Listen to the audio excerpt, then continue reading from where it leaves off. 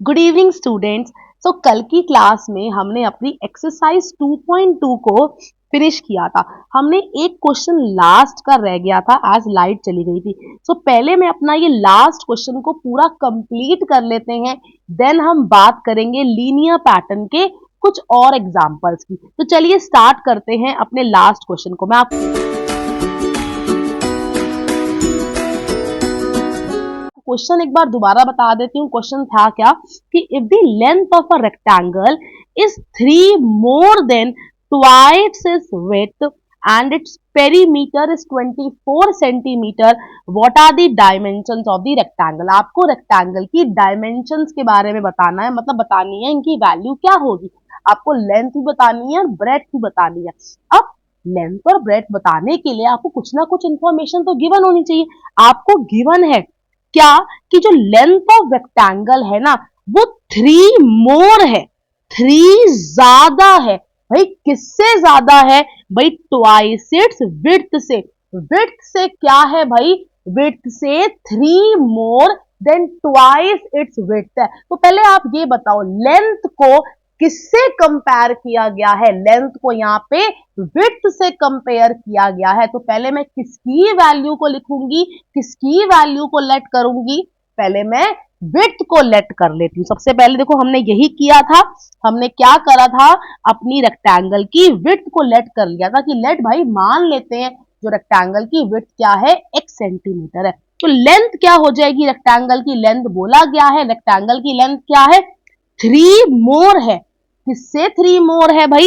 Twice its width से। तो length क्या हो जाएगी? 3 प्लस 2x हो जाएगी। अब भाई इस लेंथ और ब्रेड्थ या लेंथ या विड्थ निकालने के लिए भाई इतनी इंफॉर्मेशन से तो काम चलने नहीं वाला। हमें एक और चीज बोली गई है। क्या बोला गया था? कि भाई उनका जो पेरीमीटर है ना, पेरीमीटर है 20। उस रेक्टेंगल का जो पेरीमीटर है वो कितना है? 24 सेंटीमीटर है। आप सबको पेरीमीटर का फॉर्मूला पता है। पेरीमीटर का फॉर्मूला क्या होता है? 2 इंटू में लेंथ प्लस ब्रेड्थ। यस, तो लेंथ यहां पे कितनी गिवन है? 3 प्लस 2x और विड्थ कितनी गिवन है? x। सो ये कितना हो जाएगा? 3 प्लस 3x। अब एक चीज बताओ, यहां पे ये 2 मल्टीप्लाई में है, दूसरी साइड जाएगा तो क्या हो जाएगा? डिवाइड में। So it will be equals to 3 plus 3x will be equals to 12। So यहां से 3x will be equals to 12 minus 3. So 3x कितना आ जाएगा भाई? equals to 3x will be equals to 9. तो यहां से आपकी x की वैल्यू क्या आएगी? 9/3 which is equals to 3. तो x की वैल्यू आ गई 3 सेंटीमीटर। लेकिन क्या मुझे क्वेश्चन में x बताना था? हमें क्वेश्चन में भाई x निकालने को थोड़ी कहा है। हमें क्वेश्चन में कहा है कि बेटा आपको ना डायमेंशंस बतानी है रेक्टेंगल की, मतलब आपको विड्थ बतानी है और आपको उसकी लेंथ बतानी है। तो देयरफॉर विड्थ ऑफ रेक्टेंगल क्या हो जाएगी? Width of a rectangle will be equals to, हमने विड्थ को क्या माना था? x माना था और x की वैल्यू क्या आ गई है? 3। तो हमारी विड्थ क्या हो जाएगी? 3 सेंटीमीटर। लेंथ कितनी हो जाएगी? Length of rectangle will be equals to, length हमने क्या मानी है? 3 प्लस 2x। क्या मानी? 3 प्लस 2x। तो जहां जहां पे x है वहां हम क्या पटक देंगे?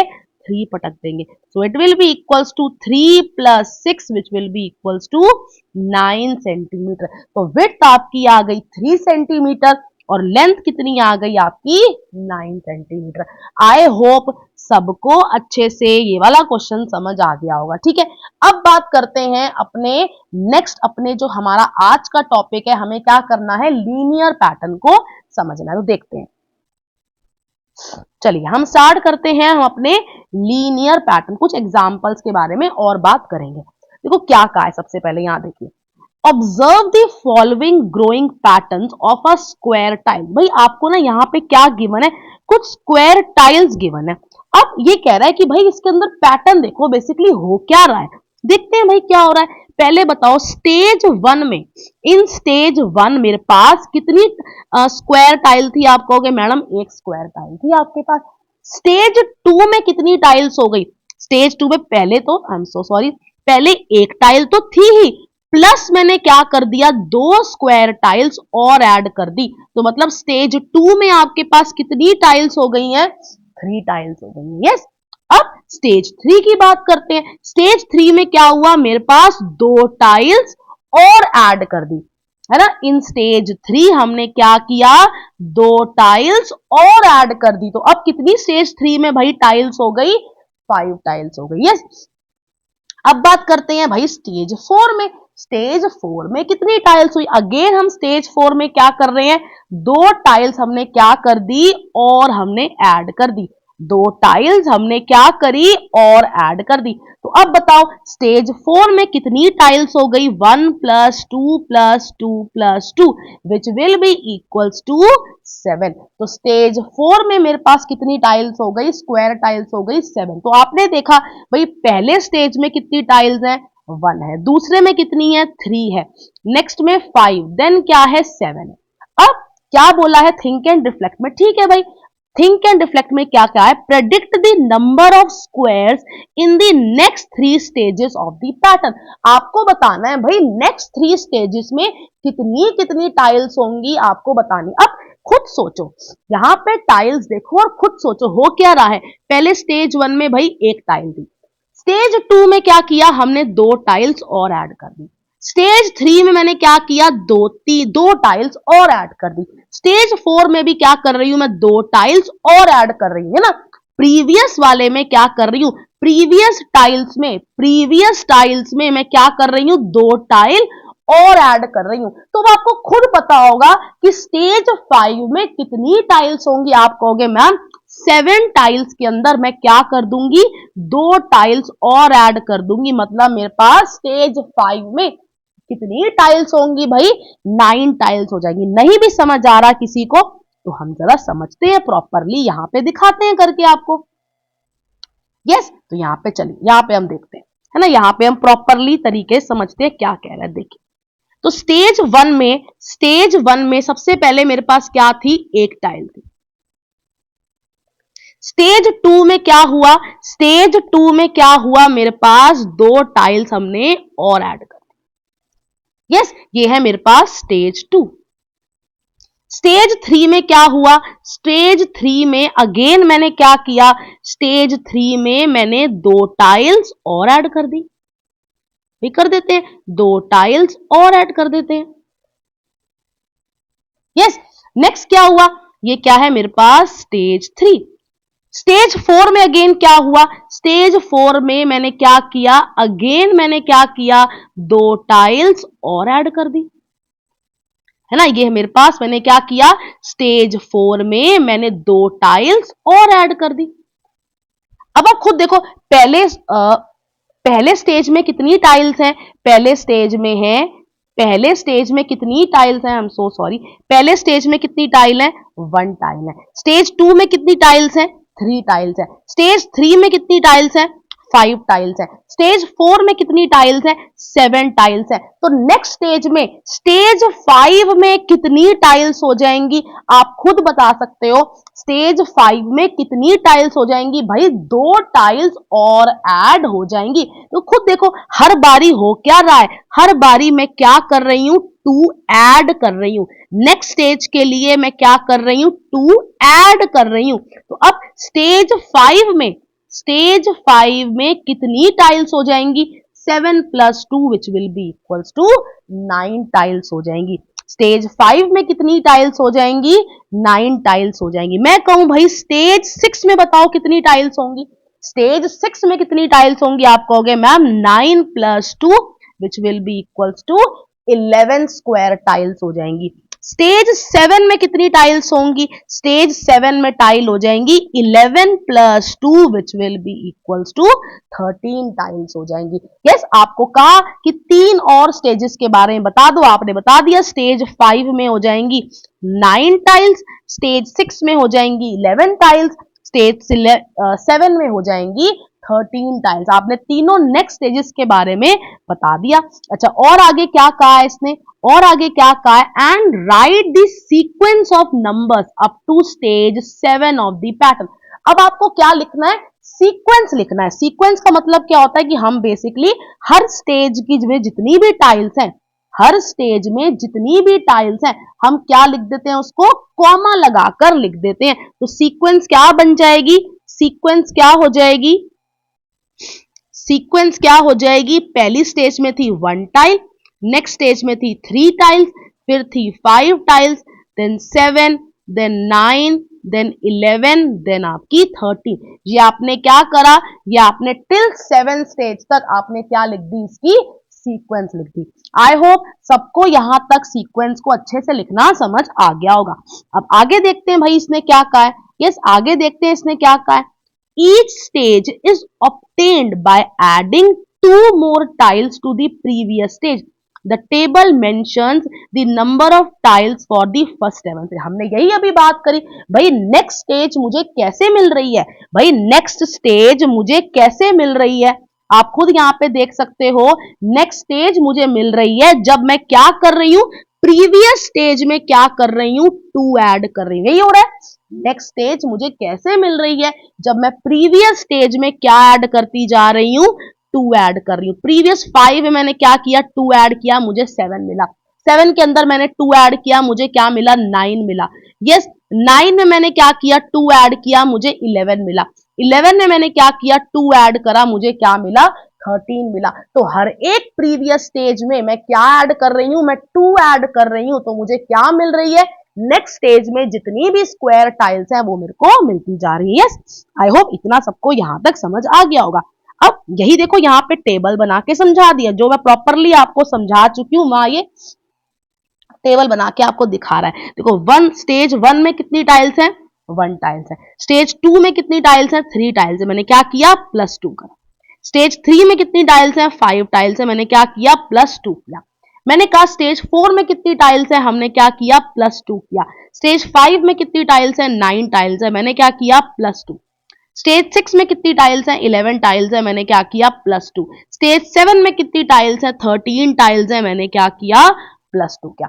अब मैं आपसे पूछूं जनरल पूछूं, मैं आपसे कहूं, जैसे मैंने आपको यहाँ पे, जैसे मैं आपको एक एग्जांपल मैं बताऊं, मैंने जब ये आपको चेस क्लब वाला करवाया था, मैंने ऐसे पूछा था कि जनरल मुझे बताओ कि अगर मेरे पास m नंबर ऑफ मैचेस मैंने खेले थे तो बताओ कितना अमाउंट उसे देना पड़ेगा। मैंने पूछा था ना जनरल बताओ। तो ऐसे ही अगर मैं यहाँ पे आपसे पूछूं भाई जनरल बताओ, अगर मान लो कोई स्टेज m है ना, मान लो m की जगह चलो हम यहाँ पे n ले लेते हैं, है ना, हम जनरली आगे जाके n का ही यूज किया करेंगे। मैंने कहा कि मान लो भाई कोई nth स्टेज है, कोई स्टेज n है, तो उसमें कितनी टाइल्स होंगी आपको ये बताना है। आपको बताना है कि भाई अगर कोई स्टेज n है तो उसके अंदर कितनी टाइल्स होंगी आपको बताना। अब तुम कहोगे अभी कैसे निकालोगे, है ना, यहाँ मुझे n की वैल्यू तो नहीं पता। अगर n की वैल्यू पता हो तो आपको यहाँ पे बेसिकली हम n की वैल्यू यहाँ पे कैसे निकालेंगे, मुझे बताना है कि स्टेज n में कितनी टाइल्स है। हम यहाँ पे कर क्या रहे थे, मुझे कोई सीक्वेंस तो पता है नहीं कि मैं 2 ऐड करती जाऊं और आपको बता दूं, है ना, कि नेक्स्ट स्टेज में कितनी टाइल्स होंगी। मुझे यहाँ कुछ सीक्वेंस नहीं गिवन, कुछ नहीं गिवन, तो मैं कैसे बताऊंगी भाई कि ये भाई n स्टेज में कितनी स्क्वायर टाइल्स होंगी। यस, लेकिन मुझे ना इतना चीज पता है, मुझे सिर्फ यहां तक पता है कि ना 7 तक, टिल 7 स्टेज तक मेरे पास कितनी स्क्वायर टाइल्स है, मेरे पास 13 तो स्क्वायर टाइल्स आई है। अब अगर कोई स्टेज n है तो उसमें बताओ भाई कितनी स्क्वायर टाइल्स होंगी। तो उसके लिए हम पहले समझते हैं इस पैटर्न को, यहाँ पे देखो हो क्या रहा है, मैं इसको जरा रब कर देती हूँ और इसको समझते हैं बेसिकली यहाँ पे चीजें हो क्या रही है। देखिए हम पेन चेंज कर लेते हैं। चलिए मैंने क्या किया, देखो ध्यान समझो, जब स्टेज 1 थी, जब स्टेज 1 थी तो यहाँ पे नंबर ऑफ स्क्वायर टाइल्स कितनी आई, आपने कहा भाई 1 आई। जब स्क्वायर स्टेज 2 थी तो नंबर ऑफ स्क्वायर टाइल्स कितनी आई, 3 आई।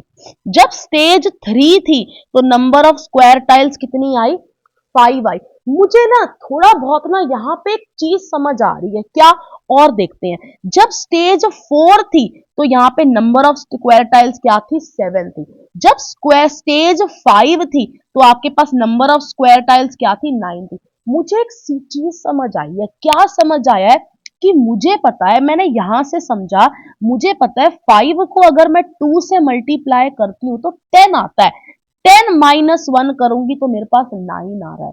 यहाँ पे भी देखते हैं, देखो यहाँ भी यही हो रहा है, अगर मैं 4 को 2 से मल्टीप्लाई करूं तो 8 आता है, लेकिन यार यहाँ पे क्या है, 1 माइनस है, तो मैंने -1 करा, मेरे पास 7 आ गया।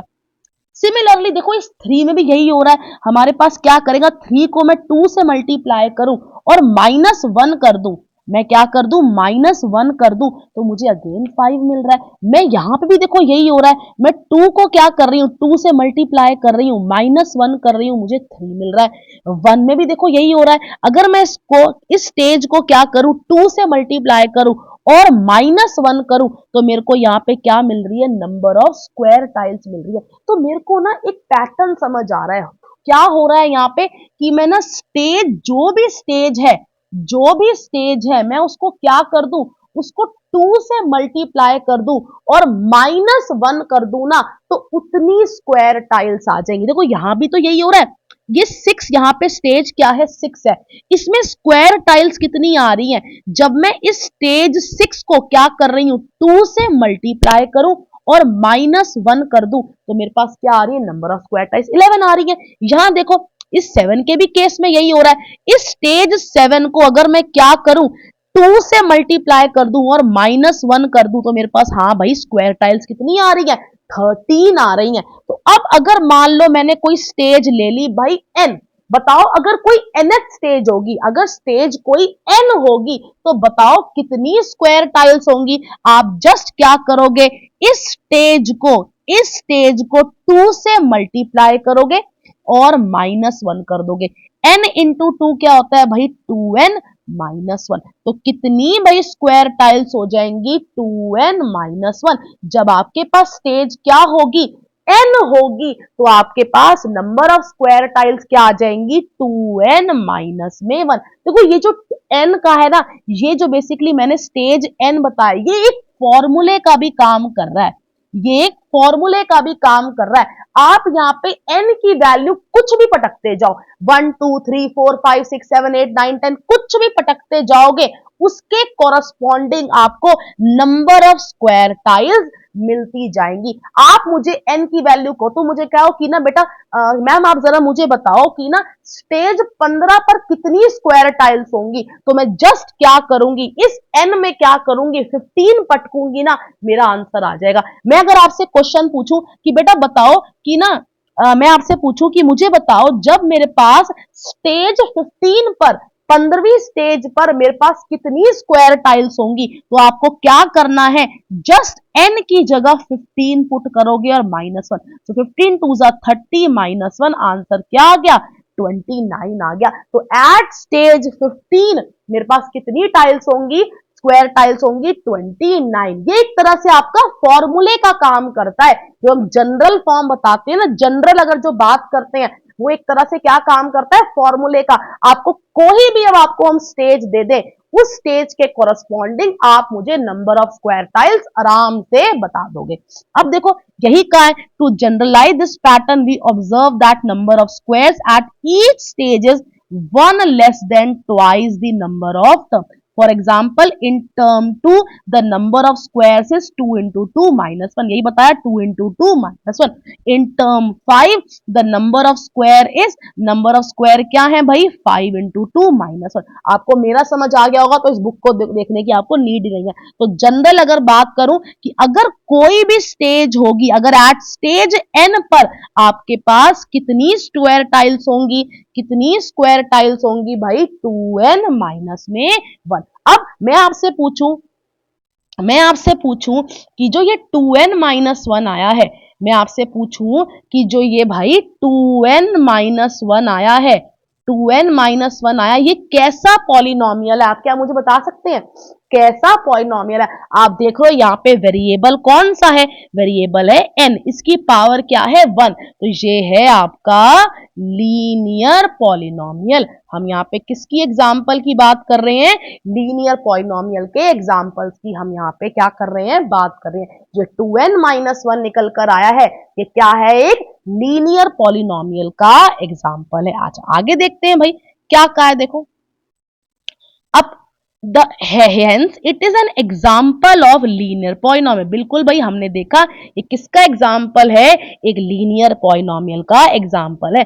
Also the difference between two consecutive terms in the sequence of number of square that is 1 3 5 7 9 is the constant value 2. आप खुद देख पा रहे हो, आप खुद देख पा रहे हो, दो कोई भी भाई मैं स्क्वायर कॉन्जिक्यूटिव स्क्वायर टाइल्स ले लूं, मैंने यहाँ देखो 1 है, यहाँ क्या है 3 है, इनके बीच का जो डिफरेंस, कॉन्जिक्यूटिव मतलब होते हैं लगातार आने वाले नंबर, इनके बीच का डिफरेंस क्या है, देखो 3 माइनस 1 करेंगे क्या आएगा, 2 आएगा. आगे में से पीछे को माइनस करते हैं, 5 में से 3 गया 2 आ रहा है, 7 में से 5 गया 2 आ रहा है, 9 में 7 गया 2 आ रहा है, 11 में से 9 गया 2 आ रहा है, 13 में से 11 गया 2 आ रहा है. हर कॉन्जिक्यूटिव नंबर्स के बीच का जो डिफरेंस है वो आपको क्या दे रखा है, 2 दे रखा है. कि डिफरेंस का मतलब है क्या, डिफरेंस का मतलब है कि अगर मुझे नेक्स्ट उसमें जाना है ना, नेक्स्ट स्टेज पे जाना है, तो मैं क्या ऐड कर रही हूं, इसी कांस्टेंट को क्या करती जा रही हूं, ऐड करती जा रही हूं, इसी टू कांस्टेंट को क्या करती जा रही हूं, ऐड करती जा रही हूं. अभी नहीं भी समझ आता कोई दिक्कत नहीं, हम आगे समझेंगे, अच्छे से देखेंगे. अब इसने क्या कहा है, using this expression 2n minus 1 can you find out how many tiles will be there in 15th stage and 26th stage of the pattern. तुम तो कहोगे अरे ये तो कितना इजी मैम ने अभी बताया है.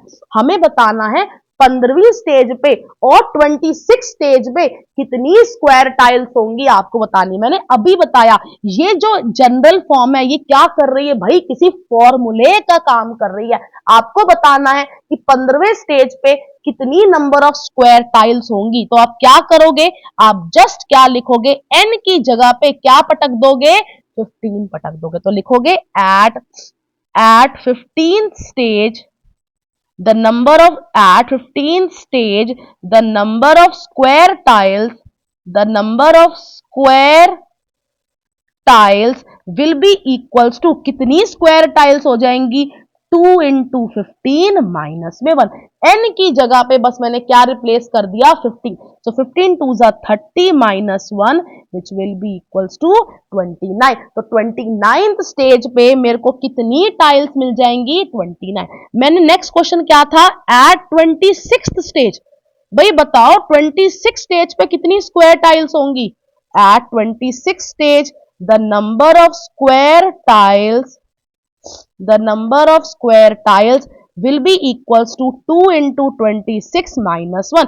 26 2 are 52 minus 1 which will be equals to 51. तो 26th स्टेज पे मेरे को कितनी स्क्वायर टाइल्स मिलेंगी भाई, मैंने क्या किया, n की जगह पे बस क्या रिप्लेस कर दिया, 26. तो मेरे पास आंसर मिल गया. ये जनरल फॉर्म किसका काम कर रही भाई, फॉर्मूले का काम कर रही है.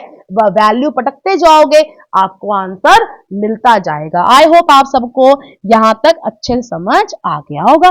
और देखते हैं भाई क्या कहा है, also which stage will contain 21 tiles and 47 tiles. अब आपको यह भी बताना है कि किस स्टेज पर आपको 21 टाइल्स मिलेंगी और 47 टाइल्स मिलेंगी. अब कई बच्चे पता है क्या करते हैं, बच्चे सीक्वेंस को लिखते रहेंगे 1 3 5 7 9 11 13 15 17 19 21. बच्चे को दिखेगा हाँ भाई 21 आ गया, अब काउंट कर लेगा स्टेज 1 2 3 4 5 6 7 8 9 10 11. बच्चा कहेगा भाई 11 स्टेज से मैम 21 टाइल होंगी. लेकिन क्या ये सही तरीका है, अब आपसे पूछा जा रहा है 47 टाइल्स, तो ऐसे ही क्या सीक्वेंस लिखते रहोगे. अगर मान लो मैं आपसे 501 टाइल्स का पूछ लेती तो क्या ऐसे लिखते रहते भाई, पूरा टाइम ही खत्म हो जाता. तो इसके लिए आप क्या लिखोगे, मैं एक ये क्वेश्चन आप होमवर्क में करोगे 47 टाइल्स का, 21 टाइल्स का मैं आपको बता रही हूँ. मैंने यहां से भी आपको बता दिया कि 11 स्टेज आएगी निकल के, लेकिन कैसे करना है ये मैं आपको बता रही हूँ. क्या कहा है कि भाई किस स्टेज पर आपको क्या मिलेंगी, 21 टाइल्स मिल जाएंगी. अब मुझे तो नहीं पता कि भाई कौन सी स्टेज से मेरे को 21 टाइल्स मिलेंगे, ये तो मुझे बताना है. तो भाई लेट अज्यूम कर लेते हैं, भाई लेट मान लेते हैं कि ना कोई एक्स स्टेज पे मुझे क्या मिल जाएंगी, 21 टाइल्स मिल जाएंगी. ये ना let at x stage let at x stage the number of tiles will be 21। हम भाई मान लेते हैं ना कि कोई x स्टेज पर ना क्या मिलेंगी, आपको 21 टाइल्स मिल जाएंगी। अब मुझे बताओ खुद x स्टेज पर कितनी टाइल्स होंगी अकॉर्डिंग टू दी फॉर्मूला। आपको पता है भाई x स्टेज पे कितनी टाइल्स होंगी, 2 इंटू एक्स माइनस में 1। और मुझे गिवन है भाई कि x स्टेज में कितनी टाइल्स है, मुझे गिवन है 21। तो यहां से लिख देते हैं 2x minus 1 which will be equals to 21. So 2x will be equals to 21 plus 1. So 2x will be equals to 22. तो यहां से x की वैल्यू क्या आ गई निकल के 11 आ गई। तो हमने बता दिया भाई क्या कि x स्टेज पे जो नंबर ऑफ टाइल्स होंगी वो एट 11th स्टेज पे जो नंबर ऑफ टाइल्स होंगी वो कितनी हो जाएंगी, भाई 21। मैंने यहाँ पे गलत लिखा है, let at x stage the number of tiles will be 21। Sorry, मान लिया हमने, सपोज कर लिया कि भाई कि मान लेते हैं एक्स स्टेज पर ना 21 टाइल्स है। तो according to the formula x stage पे कितनी टाइल्स होंगी, 2x माइनस 1। और 2x माइनस 1 किसके इक्वल है, 21 के। यहां से मैंने क्या करा, x की वैल्यू निकाल ली। तो ये x की वैल्यू क्या आई है मेरी, ये मेरी आई है नंबर ऑफ स्टेज आई है। ये कौन सी स्टेज है, सो लिखोगे therefore at 11th stage the number of tiles will be 21। I hope सबको यहां तक अच्छे से समझ आ गया होगा। मैंने हर चीज 10 बार बताकर समझाई है ताकि आपको हर एक चीज अच्छे से समझ आ जाए। ठीक है, अब बात करते हैं अपने क्वेश्चन नंबर 2 की। चलिए क्वेश्चन नंबर 2 देखते हैं। क्वेश्चन नंबर 2 है क्या, एग्जाम्पल नंबर 7 क्या कहता है, Bela has rupees 100 for pocket money. भाई एक बेला बच्ची है, उसके पास क्या है, 100 रुपए हैं अपनी पॉकेट मनी के लिए। ठीक है जी, शी स्पेंड ₹5 एवरी डे। हर दिन ना वो क्या कर रही है, 5 रुपए खर्च कर रही है। After how many days she be left with ₹40। अब क्या है भाई, बेला की लेट सपोज करते हैं बेला की मम्मी ने क्या किया, ले बेटा बेला तू ना 100 रुपए ले ले, इसको 100 रुपए दे दिए। अब बेला को कहा कि बेटा ले 100 रुपए ले ले और तू जैसे तेरे को खर्च करने कर ले। ठीक है, अब बेला ने क्या सोचा कि ना मैं हर दिन ना क्या करूंगी भाई, सिर्फ 5 रुपए खर्च करा करूंगी। एवरी डे मैं कितने स्पेंड किया करूंगी, 5 रुपीज को क्या किया करूंगी, स्पेंड करूंगी। अब ये टेबल समझते हैं भाई। लेट सपोज करो जब अभी डे नंबर था 0, मतलब स्टार्टिंग की हुई जब उसकी मदर ने उसको भाई पैसे दिए, है ना। तो भाई डे 0 पे उसके पास कितना अमाउंट है, पूरा ले भाई 100 रुपए, है ना। अभी तो खर्चना स्टार्ट ही नहीं किया उसने। अब पहले दिन उसने क्या किया, पहले दिन वो क्या करेगी, अपने 100 रुपए खर्च करेगी। तो कितने अमाउंट उसके पास रह जाएगा, आप कहोगे मैम 100 में से -5 कर देंगे तो उसके पास क्या रह जाएंगे, 95 रुपीज रह जाएंगे। यस, यही होगा। अब दूसरे दिन क्या होगा, डे 2 पर उस कितने पैसे खर्च कर चुकी होगी वो, डे 2 पे कितने पैसे खर्च हो जाएंगे उसके, 10 रुपए खर्च हो जाएंगे, है ना। अगर पहले दिन 5 हो रहे हैं, दूसरे दिन कितने हो जाएंगे, 5 होंगे। तो टोटल कितने रुपए उसके स्पेंड हो गए, 10 रुपए हो गए। तो अब दूसरे दिन पर उसके पास कितने पैसे रह जाएंगे, सबको पता है भाई 90 रुपीज रह जाएंगे। इस 90 को मैं और एक तरीके से लिख सकती हूँ क्या, कि 100 माइनस में 2 इंटू 5। भाई दूसरे दिन में कि दूसरे दिन तक कितने अमाउंट उसके पास खर्च हो रहा है, 10 रुपीज खर्च हो रहा है। तो कितना अमाउंट रह जाएगा, 90 रुपीज रह जाएगा। अब डे 3 की बात करते हैं। डे 3 पर उसके पास कितने अमाउंट रह जाएगा, 100 माइनस। अब बताओ 3 दिन में, पहले बताओ एक दिन में वो कितना अमाउंट खर्च कर रही है, 5 रुपए खर्च कर रही है। 2 दिन में कितना अमाउंट वो कितना खर्चेगी, तुम आप कहोगे मैम 5 + 5 मतलब वो 10 रुपीज स्पेंड कर देगी। इस 5 + 5 की जगह मैं क्या लिख सकती हूँ, 2 इंटू 5 लिख सकती हूँ। ये स्पेंड कर रही है तो हम क्या कर रहे हैं, 100 माइनस 2 इंटू 5 लिख दिया। अब 3 दिन में वो कितना अमाउंट खर्च देगी, आप कहोगे मैम 15 रुपए खर्च देगी। 15 के लिए कैसे लिखोगे, 3 इंटू में 5 मतलब 100 माइनस 3 इंटू 5 हो जाएगा। 4 दिन में वो कितने भाई पैसे खर्च देगी? आप कहोगे मैम 100 माइनस में 4 दिन में कितने खर्च होगा? 4 इंटू 5। तो अमाउंट रह कितना जाएगा उसके पास? 100 माइनस में 4 इंटू 5, मतलब उसके पास 100 minus 20 which will be equals to 80 rupees उसके पास क्या रह जाएंगे। आई होप आपको इतना तो टेबल सबको समझ आई होगी। अब आगे पहले इसको समझते हैं। अब क्या कहा है? Observe that the amount left on the nth day. अब हर जगह ना हम यहाँ पे क्या कर रहे हैं, जनरल भी बता रहे हैं कि भाई अगर मान लो कोई डे nth डे होगा तो nth डे में वो कितना अमाउंट उसके पास रह जाएगा ये आपको बताना है। पहले जरा टेबल को उसमें बना लेते हैं और फिर समझते हैं ना, तरीके से टेबल को बना लेते हैं और फिर समझ लेते हैं। चलिए सबसे पहले टेबल बना लेते हैं। यहां पे हम देखिए हो क्या रहा है, डेज और यहां पे अमाउंट लेफ्ट। अब पहले जब डे स्टार्टिंग था अभी उसने खर्चना स्टार्ट ही नहीं किया, उसके पास कितने थे भाई? 100 रुपए थे। यस, अब डे 1 पे जब पहला दिन बीत गया तो उसके पास कितना अमाउंट भाई रह गया? आप कहोगे तो कैसे अमाउंट पता चलेगा कितना रह गया है? तो मैं क्या करूंगी, 100 में से क्या करूंगी, माइनस करूंगी। क्या माइनस करूंगी कि भाई एक दिन में उसने कितने रुपए खर्चे? आप कहोगे मैम एक दिन में उसने 1 इंटू 5 मतलब उसने कितने रुपए खर्चे हैं? 100 माइनस 5 रुपीज उसने खर्चे, तो उसके पास कितना अमाउंट रह गया? 100 माइनस 5 इज 95। अब मैं बात कर रही हूं भाई 2 दिन में, टोटल 2 दिन में वो कितना अमाउंट भाई पहले बताओ, 2 दिन में वो कितने पैसे खर्च देगी? आप कहोगे अगर एक दिन में वो 5 रुपए खर्च रही है तो 2 दिन में कितने रुपए खर्च देगी? 5 plus 5 which will be equals to 10 rupees खर्चेगी। इस 5 प्लस 5 की जगह मैं क्या लिख सकती हूँ भाई? 2 इंटू 5 लिख सकती हूँ। यस, तो इतना अमाउंट क्या कर दिया उसने? स्पेंड कर दिया। तो रह कितना जाएगा? रह जाएगा 100 माइनस 2 इंटू 5। कितना रह जाएगा? 100 माइनस 2 इंटू 5। अब 100 माइनस 2 इंटू 5 कितना होता है? 10। तो रह कितना गया उसके पास? 90 रुपीज रह गए।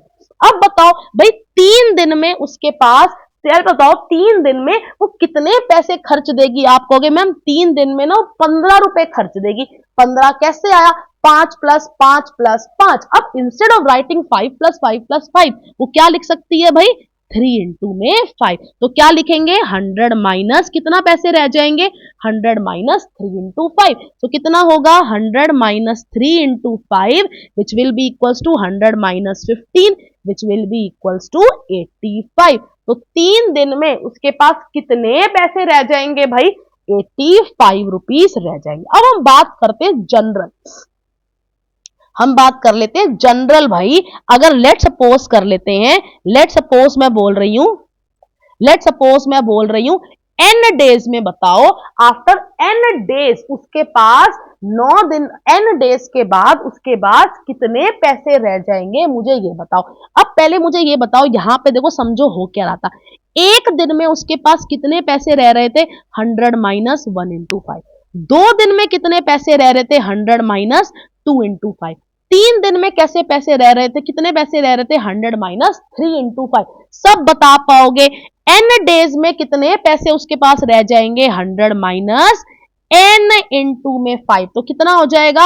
100 माइनस में एन इंटू 5 का मतलब 5n। तो एन डेज में कितने पैसे रह जाएंगे? आफ्टर एन डेज उसके पास कितना अमाउंट रह जाएगा? 100 माइनस में 5n रह जाएगा। यस, देखो यही बोला हुआ है यहाँ पे उसने, एट n डेज। भाई amount left on the nth day will be 100 minus 5n। जब n दिन खत्म होगा उसके पास कितने पैसे रह जाएंगे?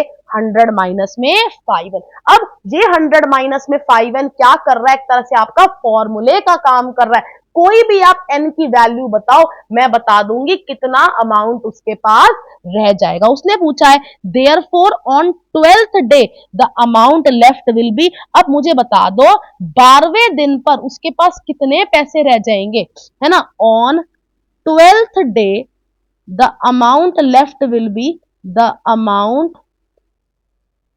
लेफ्ट विल बी, खुद बताओ भाई 12वें दिन पर उसके पास कितने अमाउंट रह जाएगा। आप क्या करोगे 100 माइनस में, अब 12 डेज तक उसने कितना अमाउंट खर्च दिया, आप कहोगे 12 इंटू, सॉरी सॉरी कितना कहोगे, आपको जस्ट क्या करना है, अपने फॉर्मूले में क्या करना है, वैल्यू को पटकना है। एन की जगह पे आप क्या पटकोगे, एन की जगह पे 12 पुट करोगे। सो 100 माइनस में 5 इंटू में 12। भाई अगर एक दिन में 5 रुपए खर्च हो रहे हैं तो 12 दिन में कितने खर्च हो जाएंगे भाई, 12 इंटू 5 रुपीज। तो रह कितने जाएंगे, 100 माइनस 5 इंटू 12। तो इसको कैसे करोगे, 100 माइनस में 12 5 60 which will be equals to 40। तो 12th डे पर उसके पास कितने पैसे रह जाएंगे भाई, 40 रुपए रह जाएंगे। आई होप सबको यहां तक समझ आया होगा। देखो यही कहा कि भाई 12th डे पर उसके पास कितने पैसे रह जाएंगे, 40 रुपए रह जाएंगे। आई होप यहां तक सबको समझ आ गया होगा।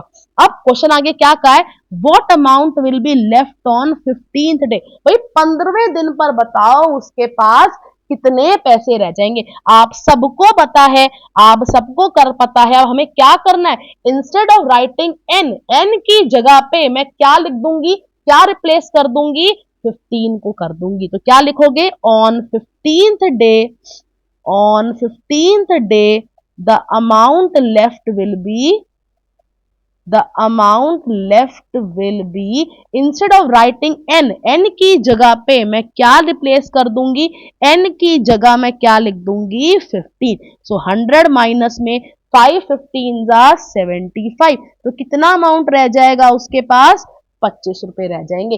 15 दिन पर उसके पास कितने अमाउंट खर्च हो जाएगा, 75 रुपीज खर्च हो जाएगा। कितना रह जाएगा भाई, 25 रुपीज रह जाएंगे। आई होप यहां तक सबको समझ आ गया होगा।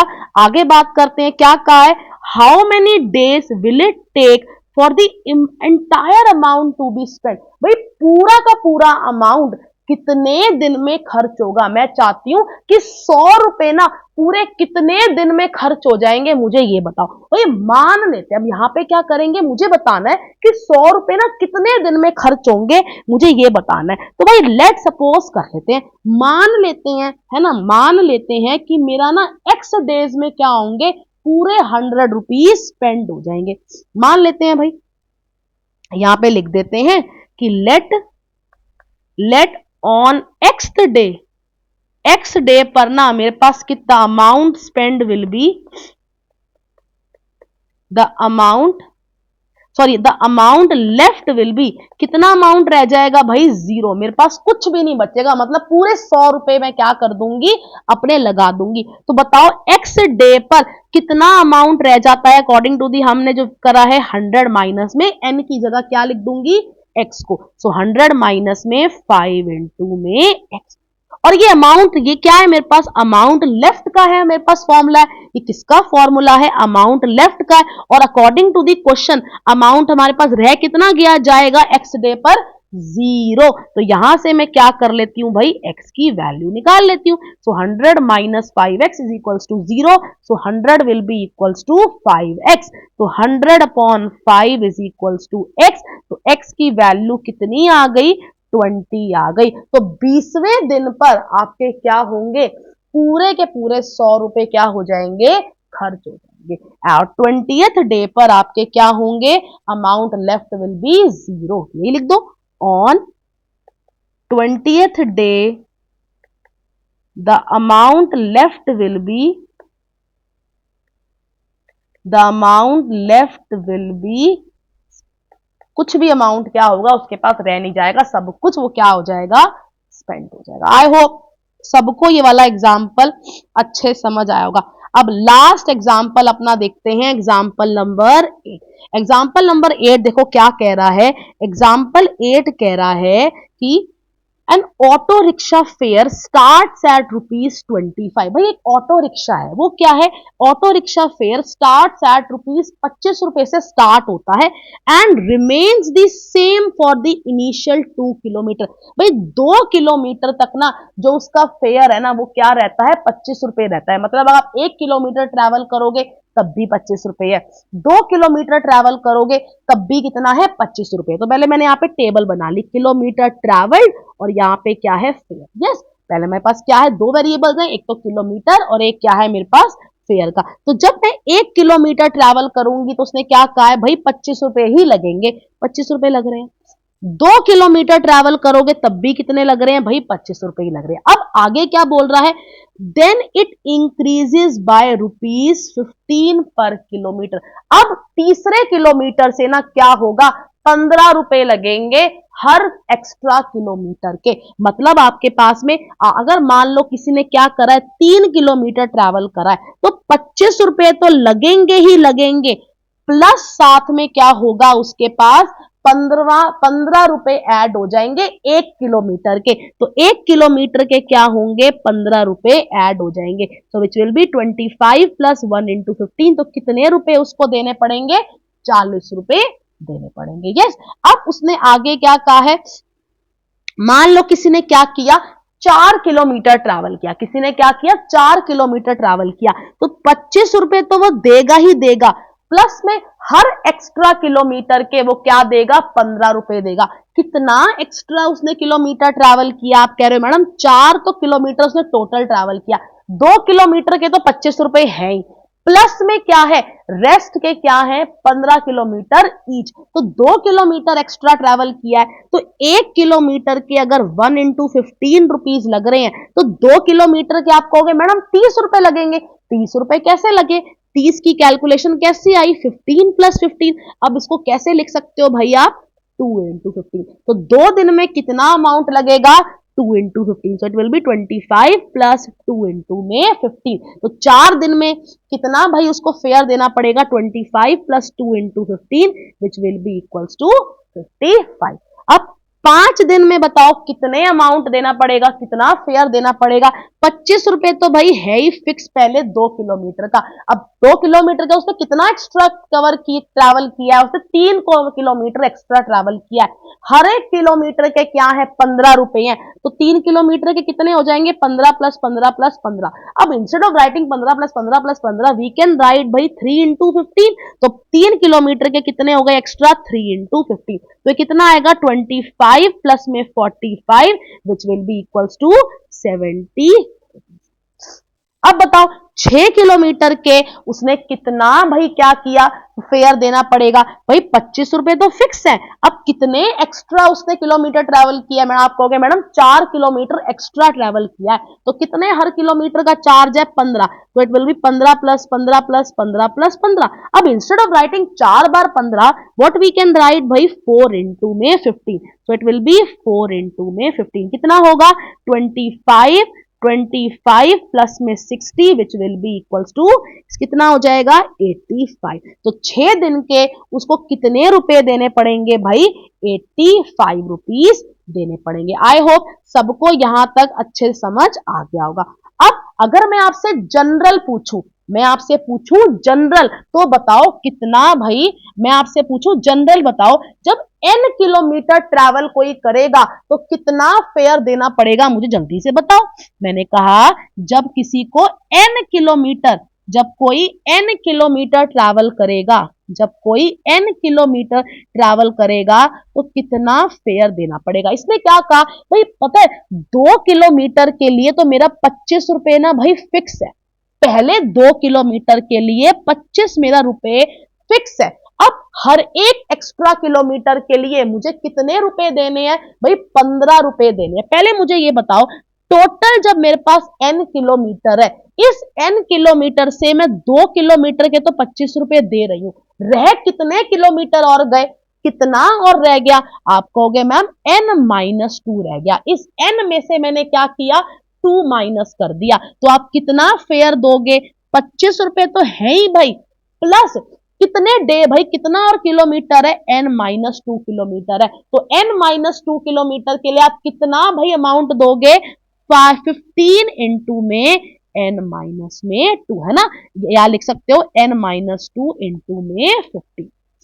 यही कहा था, नंबर ऑफ किलोमीटर्स इनटू में क्या होता है, ईच किलोमीटर का चार्ज। तो ये कितना हो जाएगा, इसको सॉल्व कर लेते हैं। 25 प्लस यहां से ये डिस्ट्रीब्यूटिव प्रॉपर्टी लगेगी, 15n माइनस में 15 टू जा 30। अब आप सबको पता है 25 माइनस 30 कितना होता है, -5 प्लस में 15n। इसको कैसे लिख सकते हो, 15 माइनस में 5n। तो मतलब n किलोमीटर के लिए आपको कितना फेयर देना पड़ेगा, 15 माइनस में 5n।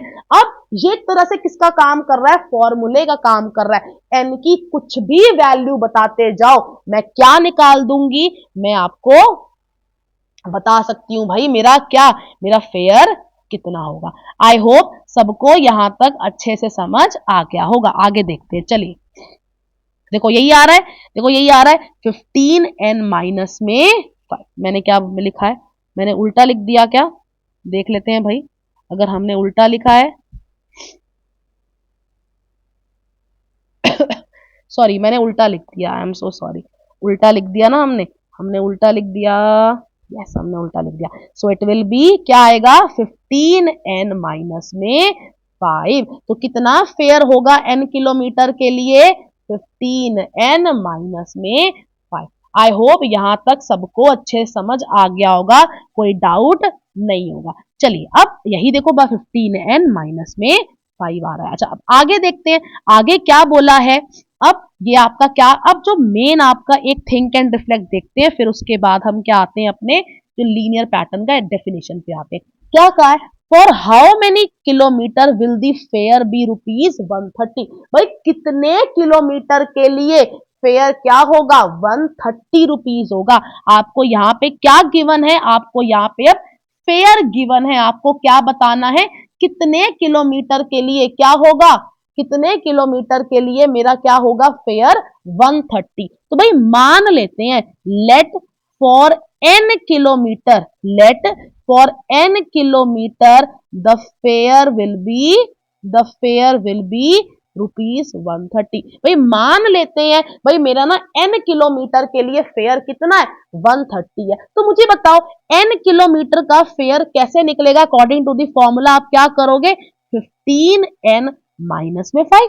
यस 15n माइनस 5 किसके इक्वल है भाई, अभी बताया 130 के। यहां से मैं क्या कर लेती हूँ, n की वैल्यू निकाल लेती हूँ। So 15n will be equals to 130 plus 5। So 15n will be equals to 135। तो यहां से n की वैल्यू क्या आ गई, 9 आ गई। तो 9 किलोमीटर के लिए कितना फेयर देना पड़ेगा, 9 किलोमीटर के लिए आपको 130 रुपीज देने पड़ेंगे। आई होप यहां तक आप सबको अच्छे समझ आया होगा। ये वाला कोई बहुत ज्यादा डिफिकल्ट नहीं है, आप आराम से कर सकते हो। So answer will be 9 kilometre के लिए मेरा फेयर क्या होगा, मेरा फेयर विल बी 130। यस अब नेक्स्ट और लास्ट आज के अपने टॉपिक की बात करते हैं, जो क्या है, लीनियर पैटर्न। अब तक भाई हम लीनियर पैटर्न ही तो पढ़ते आ रहे थे कि लीनियर पैटर्न क्या है, इसी के एग्जांपल देख रहे थे। अब यहाँ पे ऑफिशियल आपको डेफिनेशन मिल रही है लीनियर पैटर्न की, तो क्या होती है, linear pattern is a sequence of numbers. भाई लीनियर पैटर्न क्या होता है, एक नंबर्स का सीक्वेंस होता है, where the difference between two consecutive terms is constant. भाई आपके पास लीनियर पैटर्न क्या होता है, भाई नंबर्स का सीक्वेंस होता है जिनके अंदर दो कॉन्जिक्यूटिव टर्म्स का जो डिफरेंस होगा ना, वो हमेशा क्या रहेगा, कांस्टेंट रहेगा, या आप कह सकते हो सेम रहेगा। जैसे फॉर एग्जांपल हम ऊपर देखते हैं, मैंने आपको कहा कि ये किसका केस है, ये वाला जो मैंने एग्जांपल लिया पॉकेट मनी वाला, ये देखो ये किसका एग्जांपल है, लीनियर पैटर्न का एग्जांपल है। कैसे है हम खुद देख लेते हैं। पहला अमाउंट कितना आया था, 100 रुपए आया था, है ना। पहले जब जी स्टार्टिंग हुई थी, जीरो, जब हमने सब पैसे खर्चना स्टार्ट ही नहीं किया, कितने थे, 100 रुपए थे उसके पास। पहले भाई दिन बाद उसके पास कितने पैसे रह गए, 95 रुपीज रह गए। भाई दूसरे दिन पर उसके पास कितने पैसे रह गए, 90 रुपए रह गए। तीसरे दिन पर कितने रह गए, 85 रह गए। फोर्थ डे पर कितने रह गए, 80 रुपीज रह गए। अब मैं क्या करती हूँ, हर कॉन्जिक्यूटिव टर्म्स के बीच का ना डिफरेंस निकालती हूँ।